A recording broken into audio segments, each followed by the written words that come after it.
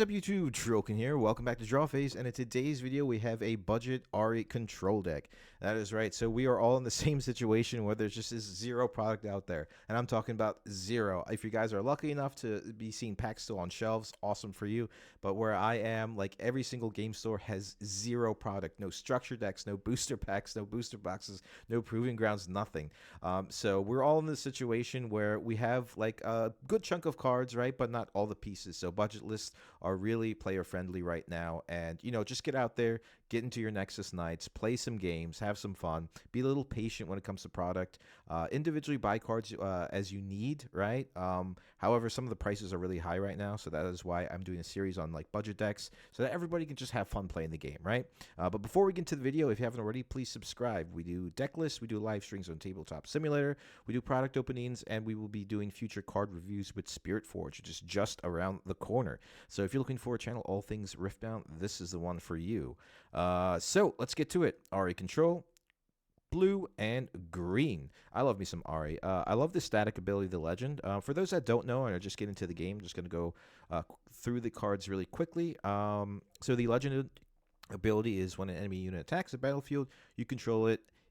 Give it -1 this turn to a minimum of 1 might. So it is basically like the anti-Yi static ability, except for +2, it just gives -1.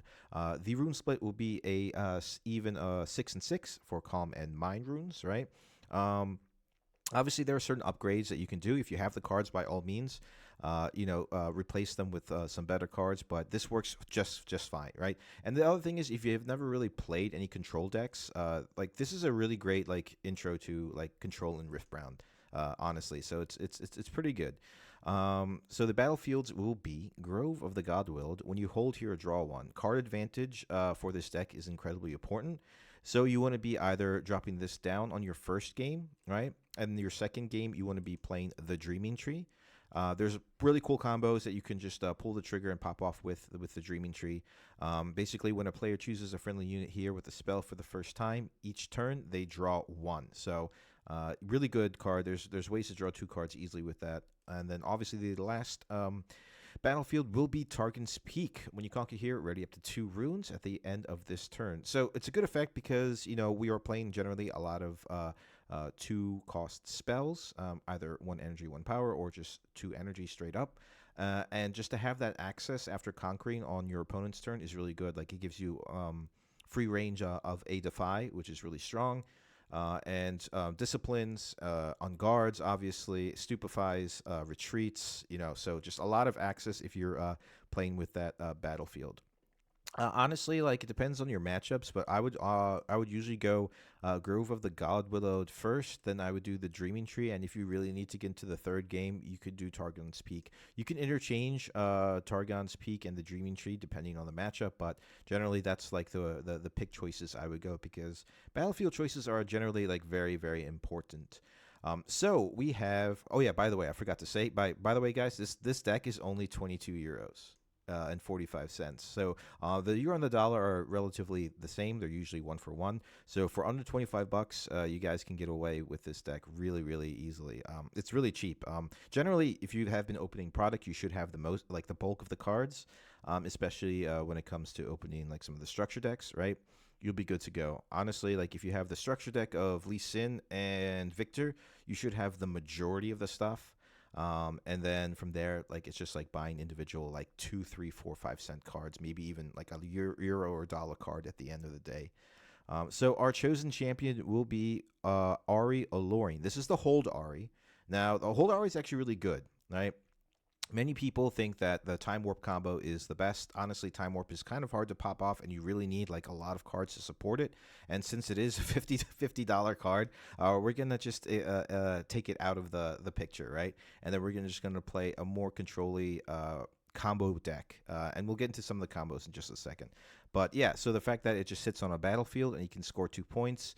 The thing with this deck is it is a control deck, so there is a lot of decision making, guys. A lot of decision making. But we're all experienced by now. If you've been following the channel, you know what you're doing, and it should be pretty easy from there. Defy, incredibly important in this deck. You are a control deck. You need to play Defies. So, one energy, one power, reaction, counter spell that costs no more than four and no more than one power. Guys, this card hits, and I know I've said this over and over and over again, it hits 65% of the spells in the game. 65%. And it almost hits all of the signature spells as well. So insane. Now, if you're going to matchups where they're playing bigger spells, like, in your Victor matchup, you have Grand Stratagems or, like singularities and stuff like that, then you can always sideboard in a Wind Wall for those matchups, which is also like incredibly cheap cards, only a couple cents. And I think it actually comes with, no, it doesn't come in any of the decks, structure decks. Moving on, Stupefy. Now, one cool thing with Stupefy is obviously, like for one energy, reaction speed, you can do it on your opponent's turn. Give a unit -1 this turn to a minimum of one and draw one. Sometimes, guys, I highly suggest if you're in a situation where you have a unit on the Dreaming Tree, right? Because it happens for both, right? So what I mean by that is like if it's on your turn, you can target a unit that you have on the battlefield, right? With either or an on guard or a stupefy. Sometimes you just want to pull that trigger. Like if there's no threat, if your opponent's all tapped out, you can draw two cards by stupefying your own Poro, right? Or you can buff it with a discipline in terms of like combat or an on guard just to draw one card, and then on your opponent's turn you can react with stupefy and getting that card advantage. Like you need to draw as many cards as possible into this deck to get to the tail end of certain combos to win the game. So you're holding onto a battlefield, and then you're popping down the Ahri of a held battlefield to score an extra point once you have enough cards to kind of like control the game from their end. So that's like the game plan, right? So Dreaming Tree and like targeting is really cool because even on your opponent's turn, it triggers for you, right? And that is why we're running so many reaction spells with Unguard, disciplines, and stupefies, and smoke screens. Even like if you really want to, you can smoke screen an opponent and draw a card as well. I mean, if like it has to be your friendly unit, of course, it has to be your own unit. But anyway, going further, also retreat also like triggers it as well, which is insane. And we are running 2 of retreat, by the way. So for 1 energy, a reaction speed, return a friendly unit to its owner's hand. Its owner then channels 1 rune exhausted. So it gives a little bit of ramp. And generally, we want to be playing this if we need to save the Ahri, right? So Ahri is something we're going to be playing later in the game. What you want to do in the beginning, you want to play your cheap units. You want to start popping off with some spells left and right, gaining early points. When you're in comfortable position where you have a large hand size where you could react to different situations, then you move in your Ahri onto a held battlefield and control the game there from your reaction spells from your hand. Now, there are other ways to get there, and we'll go over that in a second, but that is generally the game plan. And Retreat's really great at doing that because not only does it you ramp a little bit one turn, but it just saves units, right? So if it's in a situation where, okay, his units just are too big or he has too many things on board and Ahri's going to die, there are other ways to win with this deck, but Ahri's like your main win condition by holding those 2 extra points, or you get those 2 extra points from the hold. So save it as much as you can. Only play Ahri if you have retreats into your hand. And then it should be easy from there. We are running 1 charm. So there's just situations where you just need to either shut down your opponent if they're starting to build up an army and you have enough units onto a battlefield. There's really cool combinations that you could do, which we'll go over in a second as soon as we get to Convergent Mutation. But generally, you either want to push them away or you want to pull them in. I suggest always trying to pull them in and like kill their units before they start to pop off. You can change this up for 1 or 2, but generally you only need 1 because we're focused more on getting Ahri onto the battlefield and scoring points and controlling the game from there. And since this is not an action or reaction spell card, it's something you can only play on your turn.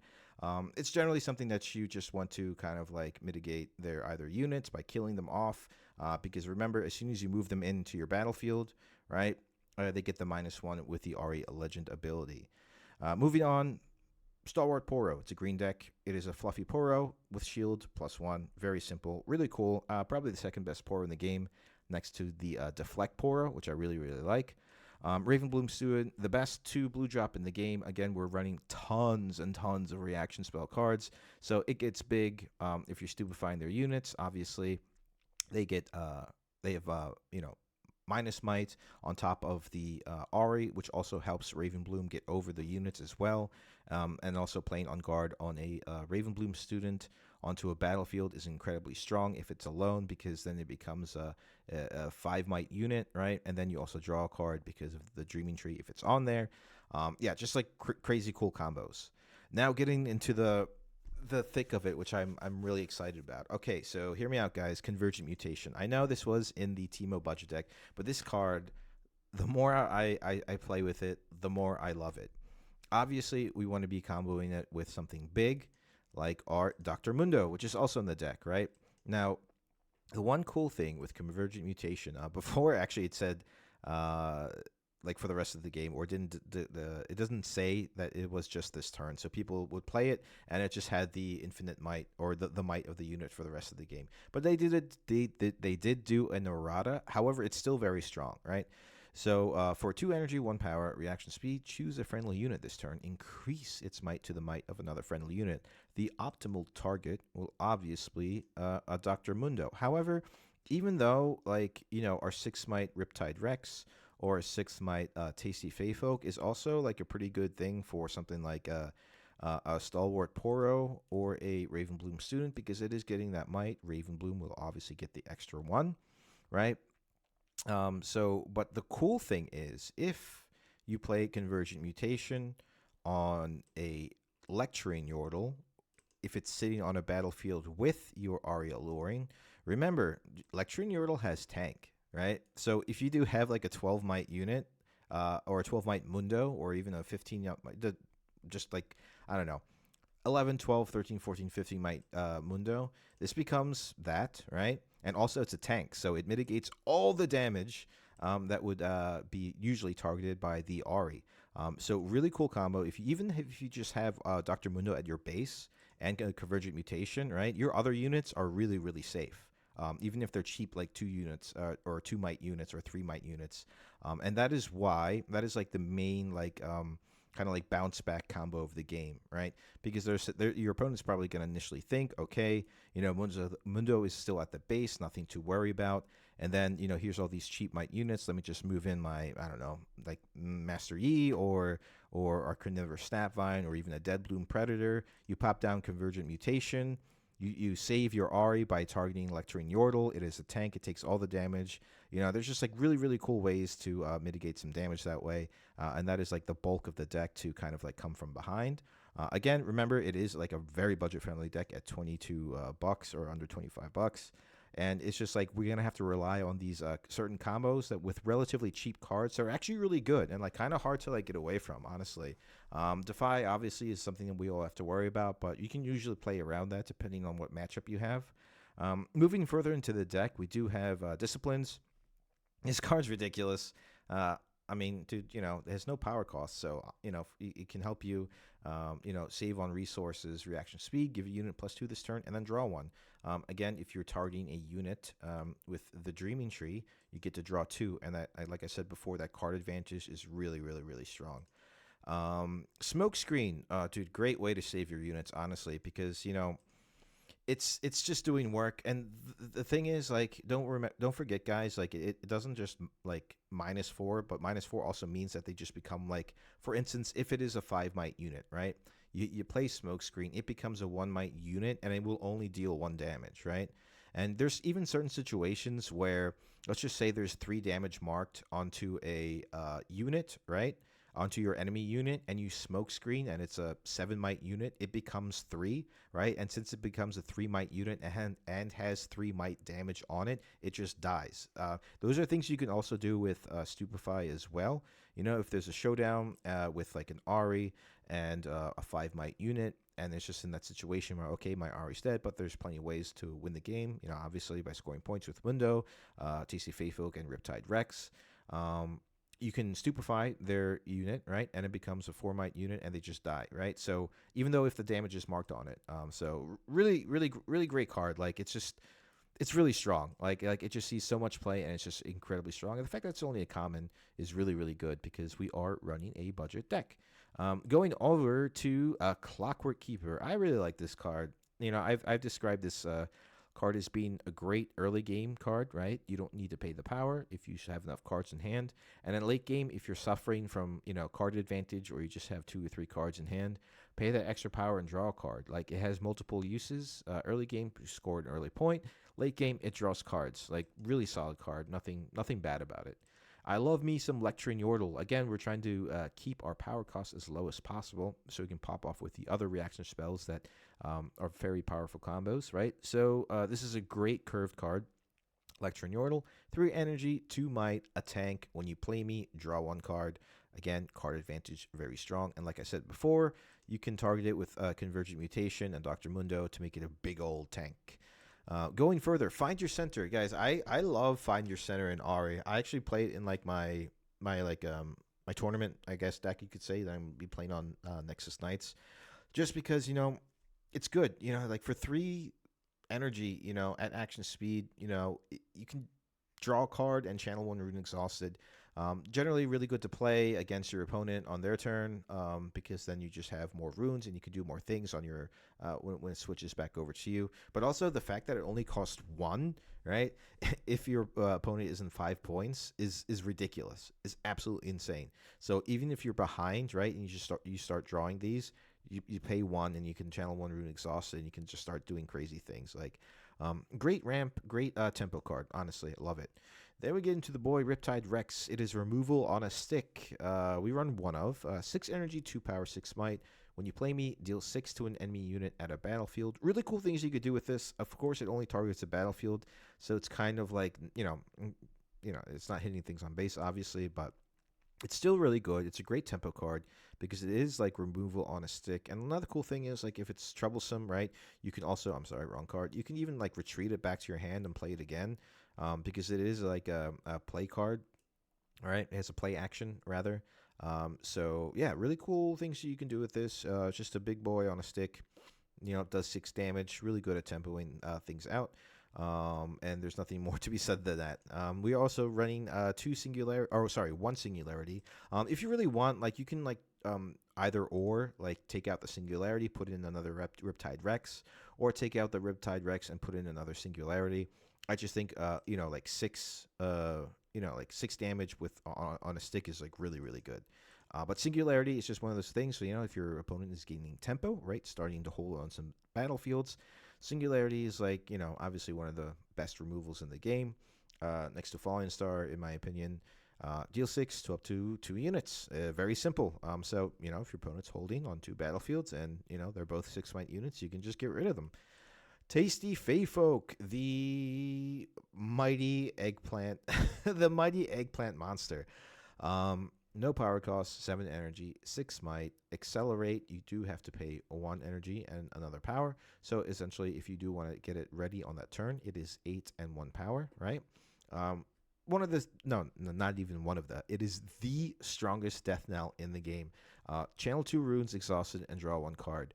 It feels really bad killing this. Like I played this against Master Yi a bunch of times, right?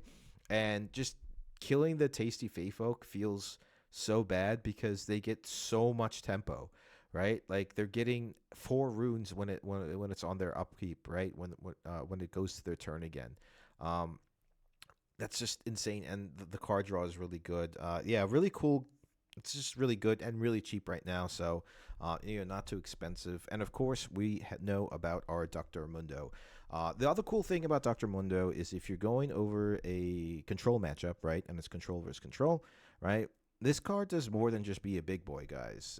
One thing you have to, at the start of your beginning phase, recycle 3 from your trash. So it is taking cards from your trash and putting them back into your deck, so you don't get into that situation where you have to do the burnout rule and then your opponents can score a point, right? So anything that you've used is going back into the deck. You're just recycling and recycling and recycling. Yes, it does make it weaker, but the thing is, we have plenty of card draw to dump back into our trash, right? And make Dr. Mundo pretty big. Ideal target, like obviously for Convergent Mutation. You can even leave Ahri alone. Like even if you have like Dr. Mundo out, and unless you need the point on the other battlefield and you're holding with Ahri on one of the other ones, sometimes it's just good to keep it on the base. Because basically, if you have Convergent Mutation in hand, your Dr. Mundo is at base, and your other units are just holding onto the battlefields. Sometimes it's not even worth trying to risk moving in with Dr. Mundo into a battlefield unless it's absolutely necessary. But just keep him as like a safety net to for a convergent mutation target to save your other units like Ahri Lorraine and or anything else holding onto the battlefield. Yeah, really cool deck, guys. It is very controlly. There is a lot of decision making, right? Because there are so many things that interact with each other. But I think we're all in the point where we're very professional. We're good Riftbound players, hopefully, and I think you might get there. Real quick, we'll go over the sideboard. We can put in another charm if you want to for any of those matchups where they're just holding important things into their base with static abilities, kind of like your Victor Leaders, your Heimerdingers, anything that is just giving them too much value, or their Luxes, right? So we switch in that charm for that matchup where they have champion units or units with static abilities that are just too good for them. Rune Prison we add for big boys, right? For those really aggressive, like Aurora decks sometimes, because if they're moving in with big stuff and we know we can't deal with them, you just Rune Prison them, sunning them, right? It pushes them back into the deck, and hopefully that gives you enough time to double score points with Ahri and kind of take the game from there. We're also adding another smoke screen for those other decks, again, that are just running a lot of big units to try and get them down. Again, we have our legend ability, so it is not only -4 if they're attacking, but it is -5, which is very, very good. Yep, the wind wall for those instances where you're going up maybe a Kaisa matchup and you need to wind wall that Ichthian Rain. And of course, the Adaptatron. I love Adaptatron. This is like pro sideboarding, guys. Seriously. Real quick. So for 4 energy, 3 might, when I conquer, you may kill a gear. If you do, buff me. This card's actually really good. It is very niche, obviously, to go against Baited Hook Darius and Dazzling Aurora, Misfortune, or Master Yi. But honestly, this card is so ridiculous. It's good. It's actually really strong, because it just like kills gears and it buffs itself. You do have to conquer, but that is why, we have things like, we have our disciplines, so we can get over. We have our smoke screens. We have our stupefies on guards. You can even just move a unit or an enemy unit away with a charm, conquer that battlefield, destroy that Dazzling Aurora, ruin their tempo, and then kind of just take the game from there. So yeah, that is it, guys. Thanks so much for watching. I greatly appreciate your support. The deck list will be in the description. Thank you so much. Right, you all have a wonderful day, and I'll catch you on the next one. Peace.